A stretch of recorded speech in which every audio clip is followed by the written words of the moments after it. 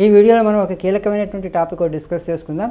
అదే రానున్న రోజుల్లో iOSలో రాబోయేటువంటి ఆర్టిఫిషియల్ ఇంటెలిజెన్స్. అదే దాన్నే ఇప్పుడు మనం యాపిల్ ఇంటెలిజెన్స్గా ఈ యాపిల్ iOSలో చెప్పిస్తుంది. iOSలోను ఐపాడ్లోను కూడా ఈ ఇంటెలిజెన్స్ ఫీచర్ రాబోతుంది. దీనికి టెస్టిమోనియస్గా ఈ ఇంటెలిజెన్స్ ఫీచర్ని టెస్ట్ చేసేందుకు యాపిల్ iOS 18.1 బీటా టెస్టర్లకు రిలీజ్ చేయడం జరిగింది. ఈ బీటా ప్రోగ్రాంలో పెట్టినటువంటి ఒక ముఖ్యమైనటువంటి ఫీచరు అందరం మనం ఎంతో కాలంగా ఎదురు చూస్తున్నది, చాలామందికి చాలా ఉపయోగపడేటువంటి ఫీచరు. అదే కాల్ రికార్డింగ్ ఫీచర్. iOS 18.1లో యాపిల్ ఇంటెలిజెన్స్తో కూడినటువంటి ఒక కాల్ రికార్డింగ్ ఫీచర్ మనకు రాబోతుంది. ఆ కాల్ రికార్డింగ్ ఫీచర్ వల్ల చాలామంది వర్క్ ఫ్రమ్ హోమ్ చేసుకునే వాళ్ళు, అలాగే టెలికాన్ఫరెన్స్లో పాల్గొనే వాళ్ళకి చాలా ఉపయోగపడుతుంది. ఈ యాపిల్ ఇంటెలిజెన్స్ ద్వారా మనం ఎవరైనా మనకి కాల్ చేసినప్పుడు ఆ కాల్ని మనం రికార్డ్ చేసుకోవడమే కాకుండా నోట్స్ యాప్ ద్వారా దాన్ని ట్రాన్స్క్రిప్ట్ చేసుకుని దాని టెక్స్ట్ వెర్షన్ కూడా మనం చూసుకోవడానికి వీలుంటుంది. దీన్ని టెస్ట్ చేసేందుకు డెవలపర్స్కి రిలీజ్ చేయడం జరిగింది. జస్ట్ రెండు రోజుల క్రితం 18.1 బీటా iOS 18.1 బీటా రిలీజ్ చేయడం జరిగింది. దీన్ని బట్టి చూస్తుంటే ఏంటంటే రేపు పొద్దున సెప్టెంబర్లో iPhone 16 లాంచింగ్ ఈవెంట్ ఉండబోతుంది. ఆ లాంచింగ్ ఈవెంట్తో పాటు iOS 18 స్టేబుల్ వెర్షన్ కూడా రిలీజ్ అవుతుంది. ఆ iOS 18 స్టేబుల్ వెర్షన్లో మనకి యాపిల్ ఇంటెలిజెన్స్తో కూడినటువంటి అనేక ఫీచర్స్ రాబోతున్నాయి. వాటికి మచ్చుతునగ్గా చెప్పుకోవచ్చు ఈ యాపిల్ ఐఫోన్లో కాల్ రికార్డింగ్ ఫీచర్.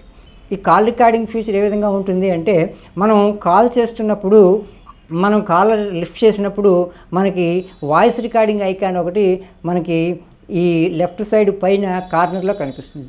దాన్ని ట్యాప్ చేసిన వెంటనే వాయిస్ రికార్డింగ్ స్టార్ట్ అవుతుంది. వాయిస్ రికార్డింగ్ స్టార్ట్ అయిన వెంటనే మనం అది వాయిస్ రికార్డింగ్ కంక్లూడ్ అయిన తర్వాత, ఆపేసిన తర్వాత అది నోట్స్ యాప్లో మనం సేవ్ చేసుకోవడానికి వీలుంటుంది. అదే నోట్స్ యాప్లో యాపిల్ ఇంటెలిజెన్స్ సహాయంతో ఆ వాయిస్ రికార్డింగ్ అంతా కూడా ట్రాన్స్క్రిప్ట్ చేసుకుని దాన్ని ఒక నోట్స్ గాను ఒక మెమో గాను తీసుకుని మళ్ళీ మనకు ఎవరైతే వాయిస్ కాల్ కాన్ఫరెన్స్లో ఉన్నారో వాళ్ళందరికీ కూడా అది ఒక నోట్స్గా మనం డిస్ట్రిబ్యూట్ చేసుకోవచ్చు. అలాగే మళ్ళీ విని దాంట్లో ఉన్నటువంటి కీ పాయింట్స్ని మనం రివిజన్ చేసుకునేందుకు మళ్ళీ యొక్క వాయిస్ నోట్స్ని మనం రికార్డ్ చేసుకున్నటువంటి వాయిస్ నోట్స్ని మళ్ళీ మనకు వినడానికి కూడా కుదురుతుంది.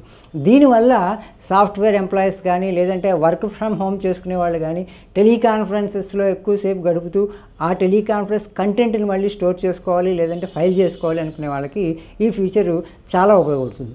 అయితే ఏంటంటే యాపిల్ ఇంటెలిజెన్స్ ఆధారంగా వస్తున్నటువంటి కాల్ రికార్డింగ్ ఫీచర్ మాత్రం సీక్రెట్ కాల్ రికార్డింగ్స్ మాత్రం ఏ విధంగానూ కూడా ఉపయోగపడదని చెప్పాలి. ఎందుకంటే మనం దీంతో సీక్రెట్ కాల్ రికార్డింగ్ చేయలేము. మనం కాల్ రికార్డ్ ఆన్ చేసిన వెంటనే ఒక వాయిస్ మెసేజ్ అటు అవతల రిసీవర్స్కి, అలాగే మాట్లాడే వాళ్ళకి, వినే వాళ్ళకి కూడా ఒక వాయిస్ మెసేజ్ పాస్ ఆన్ అవుతుంది. మీ కాల్ రికార్డ్ అవుతుంది అని చెప్పేసి అక్కడ ఒక వాయిస్ మెసేజ్ వస్తుంది. ఆ కాల్ రికార్డ్ అవుతున్న విషయం అందరికీ తెలుస్తుంది. ఆ కాల్ రికార్డ్ అవుతుంది కాబట్టి ఒక డిసిప్లిన్ మేనర్ తోటి ఆ కాల్ని అటెంప్ట్ చేయొచ్చు. అలాగే మనకు కావాల్సినటువంటి ఇంపార్టెంట్ ఇన్ఫర్మేషన్ అంతా కూడా మెసేజ్ రూపంలో కూడా కాల్లో కన్వే చేయొచ్చు. ఆ మెసేజ్ని అంతా కూడా రికార్డ్ చేసుకుని మనం విని మళ్ళీ అవసరమైతే దాన్ని ఒక నోట్స్ రూపంలో, ఒక మెమో రూపంలో ఇతరులు కూడా పంపించడానికి వీలుంటుంది. ఈ విధమైనటువంటి ఒక కొత్త ఫీచర్ని శాంపిల్గా 18.1 బీటాలో పెట్టి దాని బీటా టెస్ట్ని రిలీజ్ చేశారు. త్వరలో అది పబ్లిక్ బీటాగా కూడా వచ్చే అవకాశం ఉంది. పబ్లిక్ బీటాగా వచ్చిన వెంటనే ఆ యొక్క కాల్ రికార్డింగ్ ఫీచర్ ఏ విధంగా పనిచేస్తుందో పూర్తి వివరాలు నేను మీకు అందిస్తాను. ఇలాంటి iOS 18 సంబంధించినటువంటి అప్డేట్స్ కోసం మీరు మా ఛానల్ని సబ్స్క్రైబ్ చేసుకోండి. మీకు ఈ వీడియో నచ్చితే లైక్ చేయండి, మీ బంధుమిత్రులతో కూడా షేర్ చేసుకోండి. జై హింద్, జై భారత్.